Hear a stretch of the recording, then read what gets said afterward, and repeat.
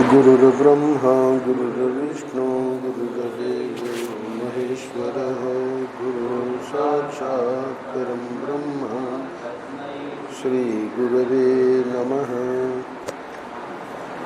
नारायण नारायण नारायण नारायण। हमारा अनुभव आज का पृष्ठ है ध्यान और ज्ञान ग्रंथ में से ध्यान और ज्ञान। परम पूज्य महाराज श्री की जो प्रवचन हुए थे इस विषय पर मुंबई में, तो उनको कालांतर में सुन के लिख लिया गया और उसी में से आज एक प्रसंग विशेष में महाराज श्री अपना अनुभव साधना के समय का, पंडित शंतनु बिहारी द्विवेदी महाराज श्री के पूर्वाश्रम का नाम, वो जब साधन भजन करते थे तो एक प्रक्रिया ध्यान की जो उन्होंने अपनाई, जो उनको परंपरा से प्राप्त हुई, उस प्रक्रिया को उसका इसलिए वर्णन कर रहे हैं कि महाराज जी कहते हैं उससे हमको बहुत लाभ हो।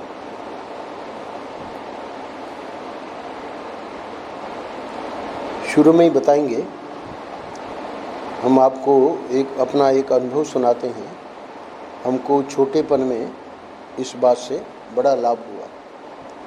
तो महापुरुष लोग अंग्रेजी में कहते हैं शेयर, यानी मैं अपनी बात को आपके साथ शेयर कर रहा हूँ, इसलिए बता रहा हूँ कि संभव है आप भी इसे करें तो आपको भी इसका लाभ अनुभव में आवेगा।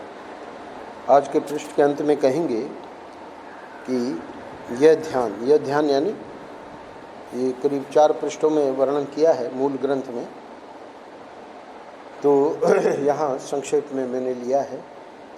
तो यह जो ध्यान है, अंतिम पंक्ति, आपके जीवन में ज्ञान के आविर्भाव में एवं अज्ञान निवृत्ति में मददगार है, यह हमारा अनुभव है। ऊपर कहा कि हमको छोटेपन में इस बात से बड़ा लाभ हुआ है। तो लाभ क्या है? उसका लाभ का स्वरूप यही है जो अंतिम पंक्ति में बता रहे हैं कि हमने किया तो हमको अज्ञान हमारा निवृत्त हुआ, सब लोग जानते हैं, और ज्ञान का आविर्भाव हुआ। तो सूर्य का उदय होना और अंधकार का चले जाना, ये दोनों युगपत है, एक ही साथ है, अलग अलग नहीं। तो ज्ञान का आविर्भाव हुआ और अज्ञान में निवृत्ति, महाराज श्री की अज्ञान की निवृत्ति हुई, ये सब लोगों को पता है। पर उसके लिए क्या क्या पापड़ बेलने पड़ते हैं,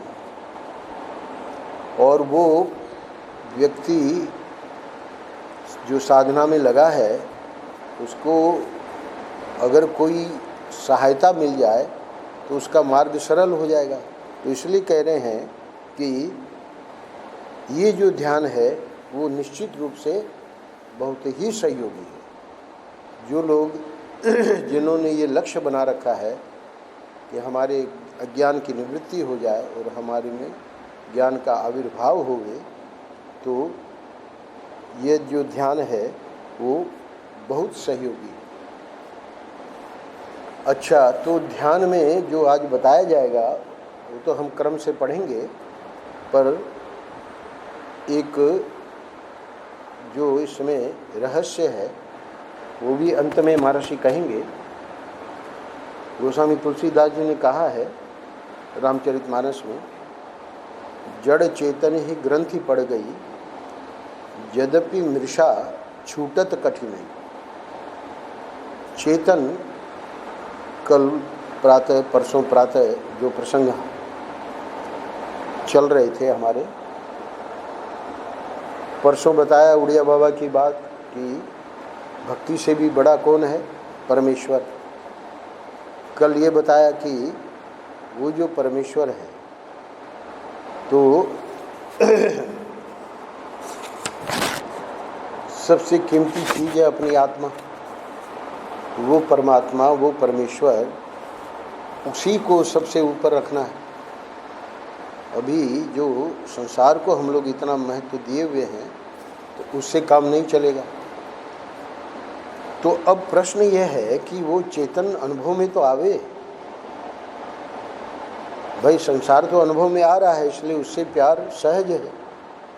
आप जो महात्मा लोग और शास्त्र ये दिन रात सुनाते हो, ठीक है, अर्चा विग्रह के रूप में मंदिर में हम दर्शन कर रहे हैं, हो सकता है किसी किसी को स्वप्न में, है ना, दर्शन हो जाए। तो वैसे तो बाकी तो जो जीवन है उसमें तो यही संसार ही दिख रहा है। इसलिए गोस्वामी तुलसीदास जी ने कहा कि ये पूरा का पूरा जड़ है। संसार और शरीर जो है, देखिए मैं बैठा हूँ, वो चेतन यानी शिव है, इसलिए मैं बोल रहा हूँ, आप लोग सुन रहे हो। और वो शिव जो है वो चला जाए तो ये क्या हो गया? शव हो गया।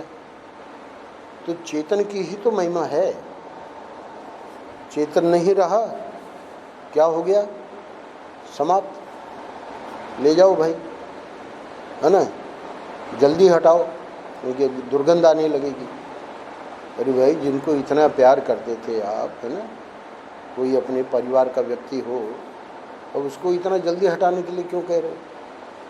तो चेतन जो है वो अनुभव में तो नहीं आ रहा है, पर ये तो सब जानते हैं कि चेतन नहीं रहा तो ये शव हो जाएगा। तो उस चेतन की इस जड़ के साथ ग्रंथि, गांठ पड़ गई है। उस गांठ के बारे में आज के पृष्ठ के अंत में महर्षि कहेंगे। यद्यपि मृषा गांठ पड़ नहीं सकती है क्योंकि चेतन में वो हमेशा असंग ही रहता है, वो जड़ के साथ उसका कोई संबंध बन ही नहीं सकता, असंभव है। तो इसलिए अगली पंक्ति में कहा यद्यपि मृषा, वो सच्ची नहीं है गांठ, पर उसको अब वो साधक लोग साधना करते हैं कि भाई ये छूटे, हम अपने को चेतन रूप में जो हमारा असली स्वरूप है वो हम अनुभव करें। और ये जड़ जो है इसमें जो हम इतना कल बताया महर्षि ने कि इसको ऊपर न्यौछावर हैं हम, इसी के लिए झूठ बोलते हैं, इसी के लिए बेईमानी करते हैं, दूसरों को दुख देते हैं। तो वो जो जड़ है उससे मुक्ति कैसे मिले? यद्यपि मृषा छूटत कठिन है, छूटने में बड़ी कठिन है। इसलिए महर्षि आज के पृष्ठ में बता रहे हैं कि अगर सचमुच में हम उस चेतन का जो हमारा असली स्वरूप है उसको पहचान करनी है। वेदांत में बहुत सारे शब्द चलते हैं, पर जो सही शब्द है वो यही है कि उसकी पहचान हो जाए। इस समय उसकी पहचान नहीं है, तो शास्त्र और संत क्या करते हैं? सत्संग के द्वारा हमको उसकी पहचान करवाते हैं। तो पहचान करवाने का तरीका आज के पृष्ठ में परम पूज्य महाराज जी कह रहे हैं कि हमने ये प्रक्रिया की थी और उस प्रक्रिया से हमको बहुत लाभ हुआ। छोटेपन में, यानी जब हम साधन भजन करते थे उस समय की बात है।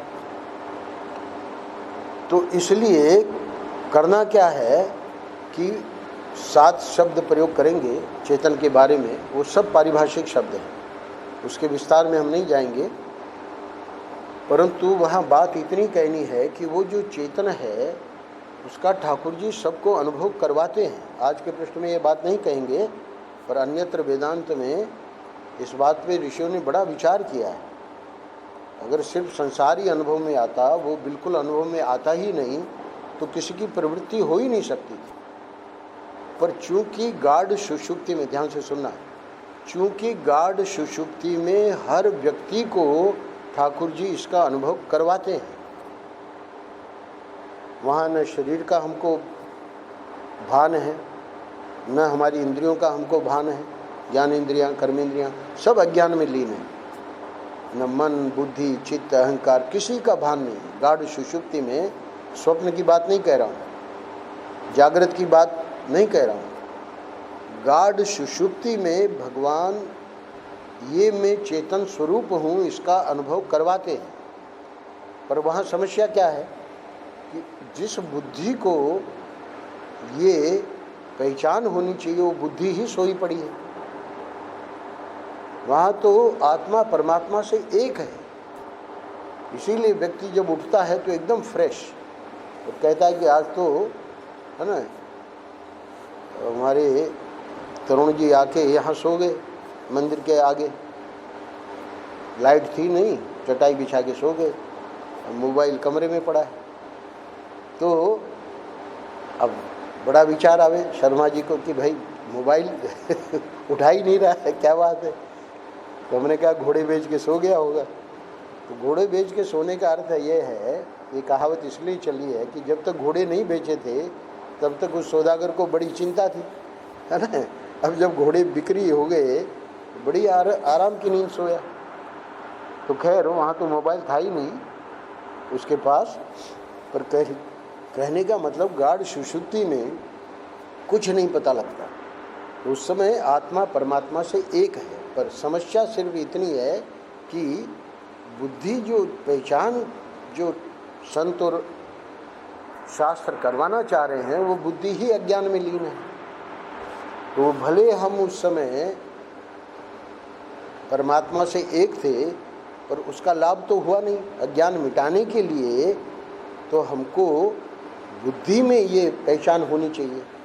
तो इसलिए महाराज जी कह रहे हैं कि ये जो मैंने एक प्रैक्टिकल किया, उस प्रैक्टिकल का वो आप भी कर सकते हैं, इतना कठिन नहीं है। तो प्रैक्टिकल क्या है कि ये जो जड़ चीज़ है, दो बात बताई ना तुलसीदास जी ने, एक चेतन है जो हमारा असली स्वरूप है, जिसका हर व्यक्ति उसकी झलक देते हैं परमात्मा। तो परमात्मा झलक देते हैं तो इसी से ये आशा बनी रहती है ना, कि जरूर हमको वो सुख प्राप्त होगा। एक व्यक्ति था, महाराज जी सुनाते थे कि बार बार वो नदी में कूद के कोई चीज़ ढूंढ रहा था। वहाँ संत खड़े हो गए बगल में कि बार बार कूद रहा है, अंदर जा रहा है, डुबकी लगा रहा है और किसी चीज़ को पाना चाह रहा है, पर फिर बाहर निकल के और निराश। संत ने देखा, समझ गए, और कई बार जब उसने प्रयास किया और वो वस्तु उसके हाथ नहीं आई, तब उसको बुला के कहा कि देखो बेटा, बड़ा स्वच्छ सरोवर था, तो वहाँ कोई ऐसी चमकीली वस्तु, कोई नग जैसे वो पड़ा है। मतलब ऐसा नहीं है कि वो डुबकी नहीं मारना जानता और बड़ा अच्छा तैराक था, पर वो वस्तु हाथ नहीं लग रही है। तब उसको दिखाया कि वो वहाँ बगल में पेड़ था, तो पेड़ के उसमें वो वस्तु थी। उसकी परछाई जो है उसको वो बार बार ये समझ के कि कोई नगीना है वो लेने की कोशिश कर रहा था। असली वस्तु कहाँ थी? पेड़ पे। तो ये जो असली सुख है वो तो हमारी आत्मा का है। इसलिए कल महाराज जी ने कहा कि आत्मा सबसे कीमती वस्तु है। पर अब वो तो हम जब धीरे धीरे सत्संग करेंगे, उसके लिए साधन भजन करेंगे, तब के आगे की बात है ना। तो कल मैं धर्म सम्राट कृपातीर्थ महाराज को सुन रहा था, तो वेदांत की बात छोड़िए, उन्होंने एक बहुत प्रैक्टिकल बात बताई। वो क्या बताई? महाराज जी भी एक प्रैक्टिकल बात बताने जा रहे हैं आज, और उन्होंने भक्ति संबंधी एक प्रैक्टिकल बात बताई। यहाँ तो ध्यान थोड़ा और कठिन है।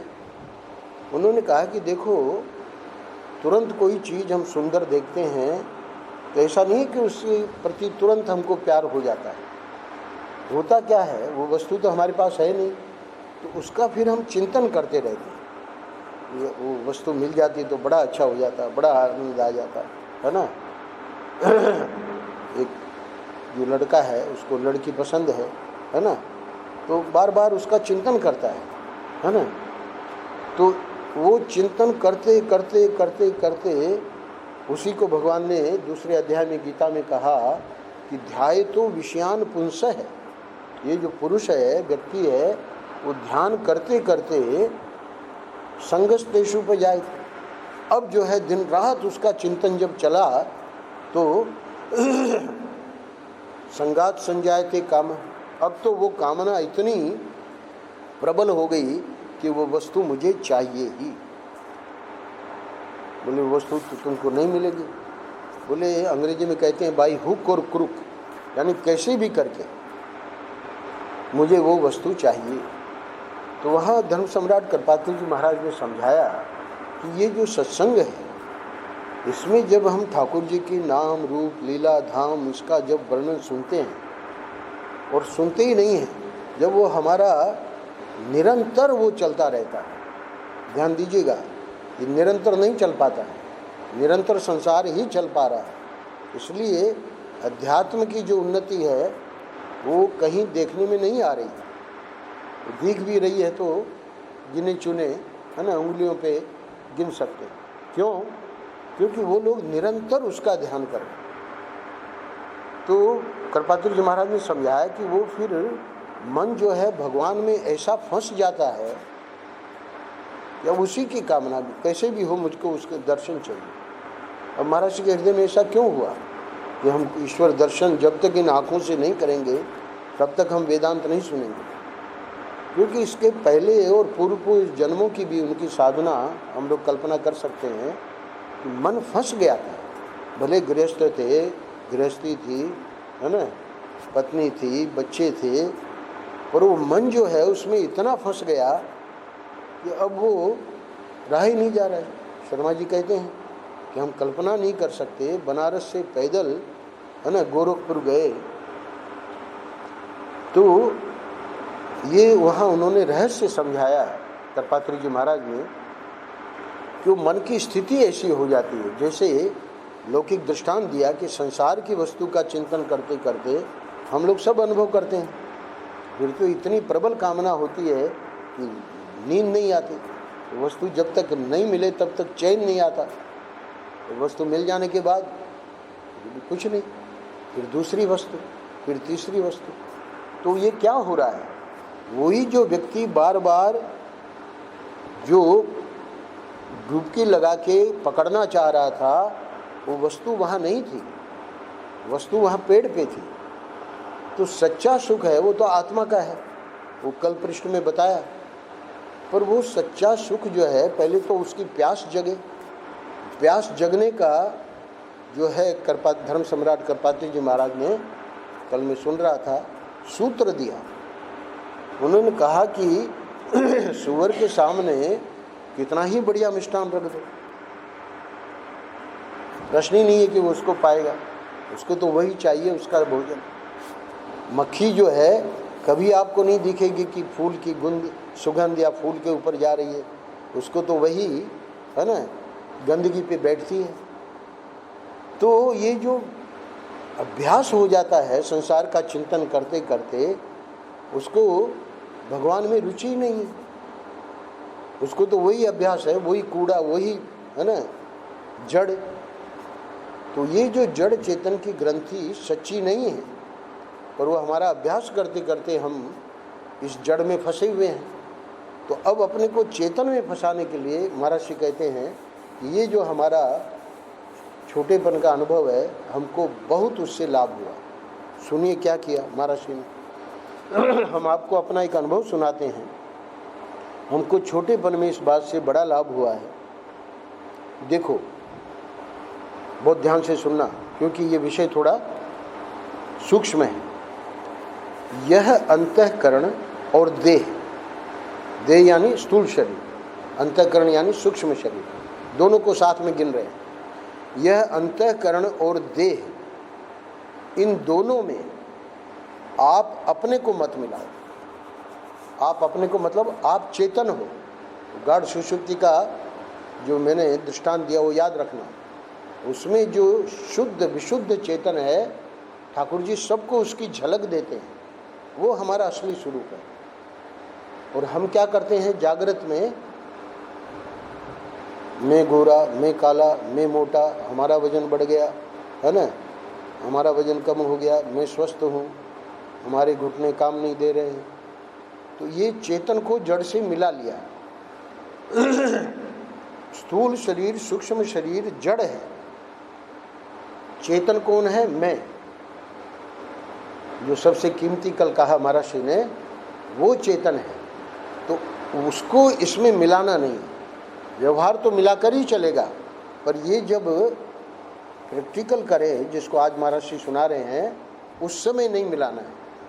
फिर बाद में अभ्यास करते करते जब जागृत में रहेंगे तब भी ध्यान आ जाएगा कि अरे, है ना, मैं तो चेतन हूँ, मैं तो असंग हूँ। इसीलिए जड़ भरत ने कहा रहुगण को, अरे भाई तुम तो बहुत पतले हो, है ना, तुमसे कैसे चला जाएगा, ये पालकी का वजन तुमसे कैसे ढोया जाएगा। बड़ा ताना मार के बोल रहा था। कौन? रहुगण। अरे जड़ भरत तो ज्ञानी थे, है ना, उनको तो पता था कि ये शरीर में हूँ ही नहीं, और ये ताना मार के बोल रहा है क्योंकि मैं मोटा हूँ, तो ये कह रहा है तुम तो बड़े पतले हो। बोले सुनो रहुगण, है ना, न तो मैं भार ढोता हूँ, न मेरे पे कोई भार है, न मैं चलता हूँ। हद हो गई। अरे वो चल रहा है, पालकी उसके ऊपर है, और ये महाराज कूद के उसने साष्टांग प्रणाम किया। समझ गया उनके वाक्यों से कि ये तो अपने को चेतन रूप से जानता है, ये तो शरीर को मैं मानता ही नहीं। तो वो करना है हमको। कैसे करोगे? ये जो अंतःकरण है और ये जो देह है, उसको, उसमें आप अपने को मत मिलाओ। तो ये तो थोड़ा कठिन है, क्योंकि अभी तो हम जानते ही नहीं है कि हम क्या है। यह अहंकार सहित देह पृथक चेष्टा कर रहा है, इसको आप देखते रहिए, इसके साक्षी रहो। ये अभी बोल रहा है, अभी प्रवचन कर रहा है ना, तो उसको आप देखते रहिए। ये नहीं कि अभी मैं बोल रहा हूँ इतना बढ़िया, है ना, राजेंद्र ने कहा कि इसको रिकॉर्ड किया करो, है ना, राजेंद्र कितने प्रभावित हो गए। तो ये सब बकवास। वो अलग चेष्टा कर रहा है, वो मैं नहीं हूँ, उसमें अपने को नहीं मिलाना है। मिलाते ही अहंकार आ जाएगा। तो इसलिए कहा कि ये अहंकार सहित, यानी ये जो देह और ये जो अंतःकरण है, तो अंतःकरण में अहंकार ही मुख्य बात है। तो ये जो है देह अहंकार सहित पृथक चेष्टा कर रहा है, इसको आप देखते रहिए, इसके साक्षी बने रहिए। एक बात, केवल एक बात ध्यान में रखिए। आज के पृष्ठ में महर्षि कह रहे हैं कि ज़्यादा बवाल में नहीं पड़ना है, सिर्फ एक बात हमारी पकड़ लेना। कौन सी? अंतःकरण और देह को चिदात्मा मत मानिए।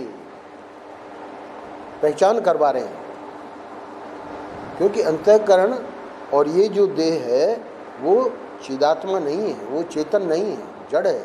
अभी अभी मैंने बताया। यही व्यक्ति जो बोल रहा है, इसको कह रहे हैं जल्दी हटाओ, है ना। क्यों? क्योंकि वो जो चेतन था वो चला गया। अरे भाई आप कहोगे चेतन कहाँ जाएगा? चेतन आप कहते हो सर्वव्यापक है, चेतन कहीं जा ही नहीं सकता। चेतन उस जीव में, अंतःकरण में जो प्रतिबिंब था चेतन का, जिससे ये व्यक्ति बोल रहा है ना, तो वो जो जीव है, वो जीव निकल गया। विशुद्ध चेतन आत्मा जो है वो सर्वव्यापक, वो सब जानते हैं, परंतु ये जो अंतःकरण है, सूक्ष्म शरीर, ध्यान से सुनिएगा, उसमें आत्मा का प्रतिबिंब पड़ता है, और वो आत्मा का जो प्रतिबिंब पड़ता है उसको कहते हैं जीव। तो जीव जो है, कहते हैं कि भाई वो स्वर्ग चले गए। अरे भाई उनको तो हमने जला दिया, अब वो कौन स्वर्ग चला गया? वो तो राख हो गए। नहीं नहीं, वो जो सूक्ष्म शरीर है ना, जैसे ही सूक्ष्म शरीर गया, बस ये जो स्थूल शरीर दिखाई दे रहा है उसको जलाओ। तो इसलिए कह रहे हैं कि एक बात सिर्फ ध्यान में रखिए पूरे पृष्ठ में। इसमें मैं इसलिए ज़्यादा जोर दे रहा हूँ कि अंतःकरण और देह को चिदात्मा मत मानिए। हम इसी को चिदात्मा माने बैठे। ये चिदात्मा नहीं है। चिदात्मा कौन है? जो इससे प्रयाण कर जाता है। जब इसकी एक्सपायरी हुई वो चले गए। कहाँ चले गए? स्वर्ग चले गए। अरे इतने पाप कर्म किए, इतना दुष्ट व्यक्ति, वो कैसे स्वर्ग जाएगा? आप कह रहे हो स्वर्गवासी फलाना। अरे भाई, मरने के बाद ऐसे ही कहा जाता है ना? गए तो नरक में ही है, सब लोग जानते हैं, है ना?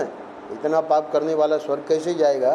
पर कितना ही दुष्ट क्यों न हो, है ना, ब्रजधाम गोलोक चले गए, है ना, ब्रज की प्राप्ति हो गई। तो ऐसे क्यों? क्योंकि धाम में थे। तो धाम में थे इसलिए। तो ये एक शिष्टाचार है। इससे ये नहीं समझना चाहिए कि भाई पापी लोग वृंदावन में मरेंगे तो वो नरक में नहीं जाएंगे, है ना? पाप कर्म करने वाले उनको नरक में ही जाना पड़ेगा। हाँ, इतना जरूर है कि राधे की कृपा से, है ना, जल्दी वहाँ का काम पूरा हो जाएगा। तो ये चिदात्मा जो हम अपने को माने बैठे हैं, जड़ शरीर को, वो मानना गलत है। तो फिर हम क्या हैं? मैंने कहा 7 शब्द प्रयोग किए हैं, तो उसको हम सिर्फ सुन लें आज। आप, हमारा असली स्वरूप क्या है? तटस्थ, कूटस्थ, असंग, उदासीन दृष्टा, साक्षी सर्वावभाषक, स्वयं प्रकाश, चिदात्मा है ना? साक्षी के आगे भी कौमा है। साक्षी, सर्वावभाषक, स्वयं प्रकाश, चिदात्मा यानी आपका आधार कार्ड। भले गोविंदानंद दिखा रहा है, पर जो शास्त्र और संत कहते हैं उसमें आधार कार्ड अगर बनेगा तो हमारा सबका एक ही नाम है, और वो क्या है? चिदात्मा। तो चिदात्मा का हमारा तो आयु और हमारा, है ना, सब कहाँ जन्मे और सब डेट ऑफ बर्थ है। चिदात्मा के बारे में आपने कुछ बताया नहीं। 7 बातें बता दी और उसकी व्याख्या नहीं करी। करेंगे जब और आगे वेदांत के पृष्ठ आएंगे उसमें करेंगे। अपने आप को अहंकार के साथ बिल्कुल मत मिलाइए। यानी वो जो चिदात्मा हमारा आधार कार्ड का असली नाम हमको मिल गया, उसको इसमें मिलाना नहीं। चिदात्मा हमारा असली नाम हो गया, और ये जो है ये व्यवहार के लिए, गोविंदानंद या जो जो नाम है वो व्यवहार के लिए, और उसमें जो हम अपने को मिला देते हैं वही अज्ञान है। तो क्या किया हमारा शरीर? सुनिए, अंतःकरण की जो स्थितियां हैं उनको अपने साथ मत जोड़िए। क्या मतलब हुआ? ये अहंकार सहित देह पृथक चेष्टा कर रहा है, अभी अभी मैंने कहा, प्रवचन कर रहा है, और इसको आप देखते रहिए। ये भी बात दोहरा दी। ज्ञानेंद्रियों एवं कर्मेंद्रियां कभी तेज होंगे तो कभी मंद होंगे, कभी घुटने में दर्द होगा, कभी बलवान होंगे, कभी अंतःकरण शांत होगा, कभी नहीं होगा। यानी स्थूल और सूक्ष्म शरीर की जो स्थितियां हैं उसके हम साक्षी हैं, वो हम नहीं हैं। ये अभी जो 2 पंक्तियां मैंने पढ़ी उसमें इतना ही बता रहे हैं, है ना? तो वो अपना काम करते रहेंगे। वो जो चिदात्मा है वो उसका साक्षी है। मेरे मैं बहुत दुखी हूँ, ये गलत हो गया, क्योंकि चिदात्मा, वो जो दुख है, दुख तो शरीर का है, मन का है। अंतःकरण को मत मिलाइए बोला ना। तो मैं दुखी हूँ, इस वाक्य में चिदात्मा ने वो जो मन का दुख है उसके साथ मिला दिया। अरे भाई, मेरा मन दुखी है आज, यही कह रहे हैं। अंतःकरण जो है वो कभी शांत होगा, कभी नहीं होगा। शांत होगा यानी कभी सुख है उसमें, नहीं होगा मतलब कभी दुख हो गया, अशांत हो गया। तो वो अंतःकरण अलग है, मैं अंतःकरण नहीं हूँ, आगे बताएंगे। इसी प्रकार वो तो और ज़्यादा कठिन है। अंतःकरण से तो एक में हुए पड़े हैं हम लोग, पर कम से कम कर्मेंद्रियाँ, ज्ञानेंद्रियाँ, उसका तो पता लगता है ना? क्या ज्ञानेंद्रियाँ, कर्मेंद्रियाँ कभी तेज होंगे तो कभी मंद होंगे। जब जवान थे तो तेज थे, है ना, दौड़ के चले जाते। अब नहीं दौड़ सकते। कभी घुटने में दर्द होगा, है ना, कभी बलवान होंगे। जब जवान थे तो बलवान थे, अब नहीं उतना बल नहीं रहा। तो बोले चलो इतनी बात तो हम समझ लिए, पर वो सामने वाला कहता है कि महाराज ये जो इच्छा होती है ना, ऐसा कर ले, तो उसके बारे में आप कुछ बताइए। देखो अब आपको सुनाते हैं। जब इच्छा हो, बहुत ध्यान से सुनना, बहुत कठिन पृष्ठ है पर प्रैक्टिकल है, यानी इसको अगर समझ लें तो व्यक्ति करके उससे बहुत फायदा प्राप्त कर सकता है। वो जैसे उसने कहा सामने वाले ने कि महाराज इच्छा होती है ना, तो अब वो महाराज जी समझा रहे हैं कि इच्छा भी होवे तो उसके लिए क्या करना। देखो अब आपको सुनाते हैं। जब इच्छा हो तो यह मत कहो कि यह इच्छा हमको हुई। क्यों? क्योंकि हम तो चिदात्मा हैं, हम असंग हैं, हमको इच्छा नहीं हो सकती, मन को इच्छा हो सकती है। तो ये मत कहो कि इच्छा हमको हुई, यानी कैसे इसको अलग करना है उसको समझा रहे हैं। और वो इच्छा हमको परेशान करती है ऐसे भी मत कहो। अरे भाई शरीर है, शरीर को परेशान कर रही है, मैं तो आत्मा हूँ, चिदात्मा, मैं तो असंग हूँ। इसलिए एक वाक्य महाराज जी बोले, केवल एक बात ध्यान में रखिए कि अंतःकरण हृदय को चिदात्मा मत मानिए, है ना, वो वाक्य पकड़े रखना है। तो फिर इस इच्छा के बारे में क्या कहें? सुनो, आप ये कहो कि पूर्व वासना के जो संस्कार हैं, किसमें? मन में, उसके अनुसार इच्छा का उदय हुआ। अच्छा, अब वो हमको परेशान कर रही है, तो बोले कोई बात नहीं, संस्कार का वेग समाप्त होते ही वह इच्छा समाप्त हो जाएगी। इसलिए कृपात्री जी महाराज ने कहा कि इनका चिंतन करो, है ना, जो असली है। ऐसे वर को के वरू जो जिए और मर जाए। वहाँ वर का मतलब संसार भी है, संसार का हम वर्ण किए हुए हैं, तो ये तो नश्वर है। वर वरिये गोपाल जू थारो चुड़लो अमर हो जाए। तो इनका वर्ण करो ना, इनका चिंतन करो दिन रात। तो इसलिए कह रहे हैं कि वो संस्कार का वेग समाप्त हो जाएगा। पर हम सोचे कि इसका चिंतन करते रहे और संस्कार का वेग समाप्त हो जाए, वो संभव नहीं है। पर जो दिन रात जब इधर के लग गया है ना भगवान के चिंतन में, तो वेग समाप्त होना ही होना है। संस्कारों के कारण कोई इच्छा उदय हुई, सुनाया पिछली बार। आज आएंगे राम भैया, बोले कि सनातन गोस्वामी आए रूप गोस्वामी के पास। अब उनको इतना दुबला देख के, तो बड़े तपस्वी थे, बड़े भैया थे, तो रूप गोस्वामी जी के मन में ऐसे ही आया, दोनों तपस्वी थे, पर कि आज प्रसाद में पायसम खीर बन जाती तो भाई को भी खिला देते। अब महाराज ये लोग तो तपस्वी और उस प्रकार से रहते थे, बिल्कुल विरक्त। एक लाली आई और उसने, है ना, बहुत सारी मेवा और दूध और क्या क्या ले आई। अब ये तो भजन में बैठे थे, ऐसी इच्छा हुई और देखिए क्या ठाकुर जी का चमत्कार, तो बढ़िया खीर बनाई। सनातन गोस्वामी जी ने जब भोग लग के वो वस्तु पाई, वो समझ गए कि ये जो है वस्तु ये इस संसार की नहीं है। पूछा तो बताया कि ऐसे ऐसे मैं ध्यान कर रहा था, भजन कर रहा था, उसमें मन में आया कि आपको आज पायसम पवा दें, और एक लाली ये सब दे गई। कौन सी लाली? वही बगल वाली, पड़ोस वाली। रूप सनातन गोस्वामी को पक्का पता था कि वो कोई लाली वाली पड़ोस वाली नहीं दे गई है, वो तो स्वयं राधा रानी आई। बोले कि ये जो स्वाद है, पहली तो बात है कि तुमको ये जो संकल्प तुमने किया वो बात गलत है। भजन वाले को ये संकल्प करना ही नहीं चाहिए। अच्छा क्यों? राधा को कष्ट हुआ ना? बोले नहीं महाराज, वही पड़ोस वाली लाली दे गई है, राधा वादा नहीं आई। बोले जाओ पता लगाओ। पता लगाया, वही पड़ोस की लाली नहीं आई।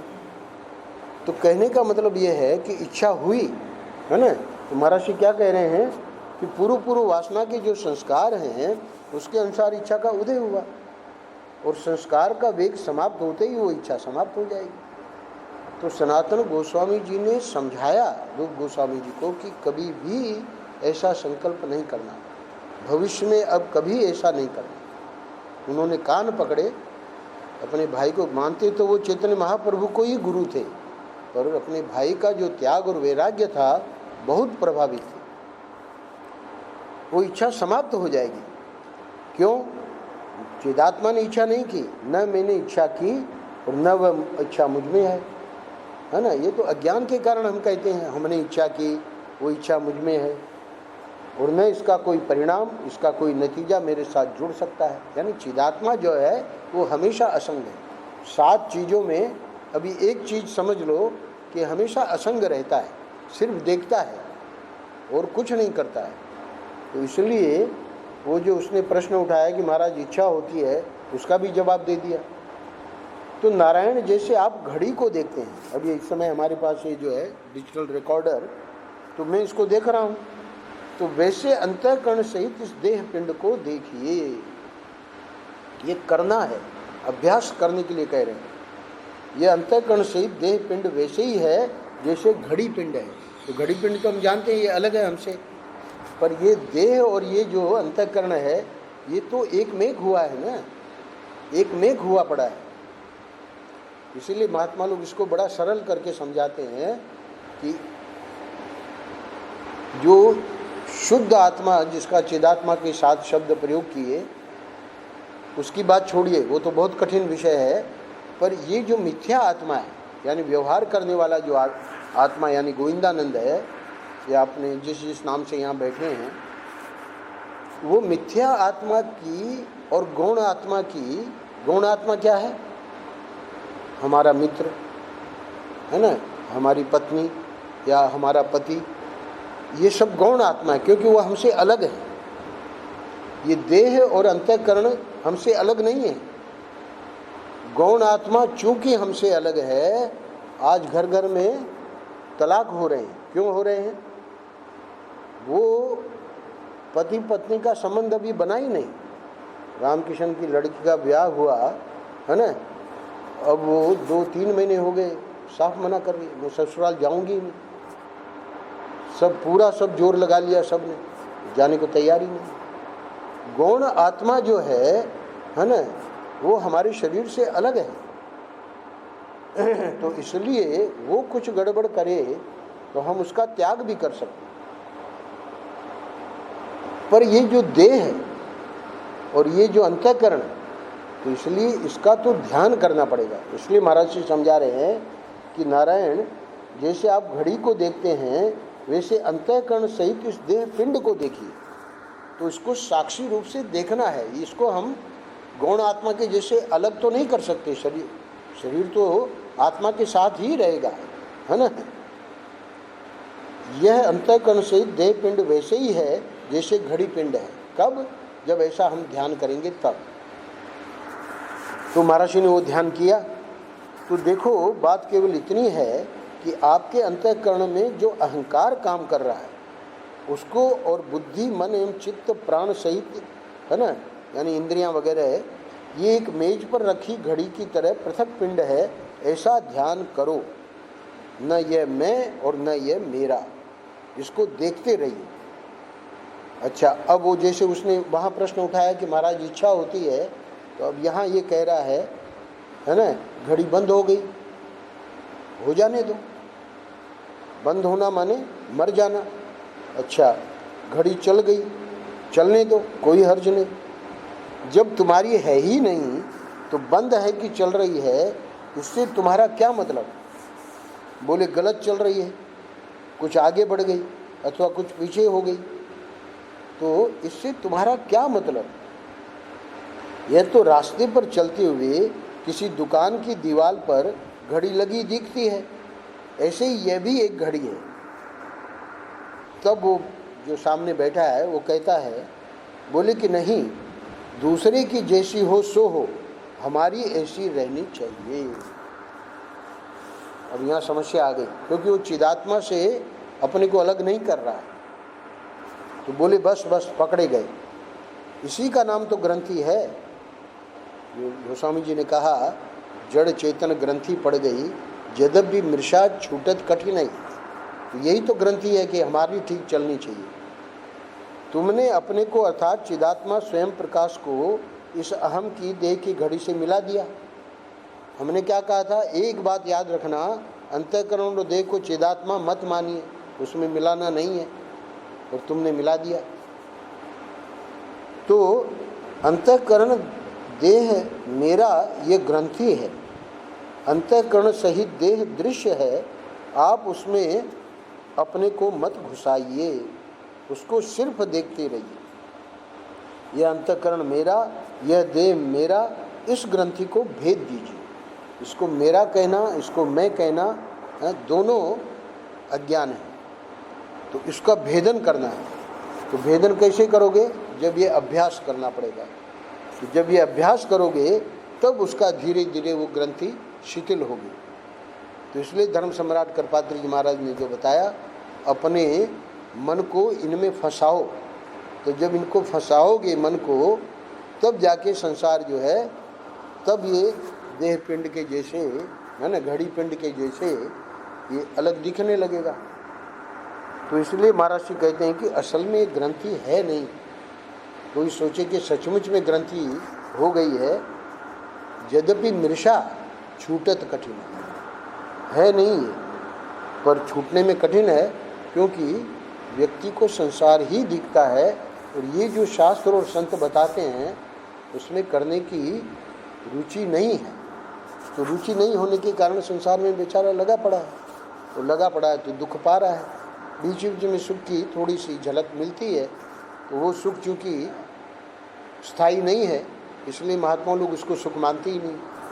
वो तो कहते हैं कि वो जो असली नग है वो तो वहाँ पेड़ पे है, तो बार बार अब क्या हो रहा है, शादी कर ली, अब क्या करें, बच्चा हो गया, अब क्या करें, उसको पढ़ाओ, अब क्या करें, अब वो कहना नहीं मानता।